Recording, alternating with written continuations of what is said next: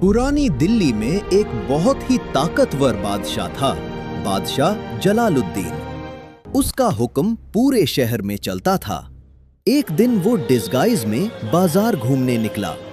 वहां उसने एक गरीब लड़की को देखा जो रोटी बेच रही थी। बादशाह ने मजाक में पूछा, तुम्हें पता है बादशाह कैसा होता है?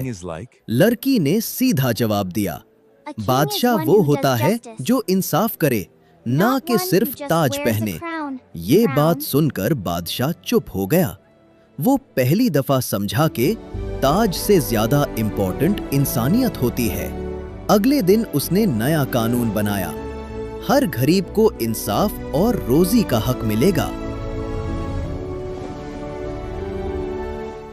आज से हर गरीब इंसान को इंसाफ और रोजगार का हक होगा। हमारे बादशाह ने दी हमारी आवाज को इज्जत। अब हमारे लिए इंसाफ होगा।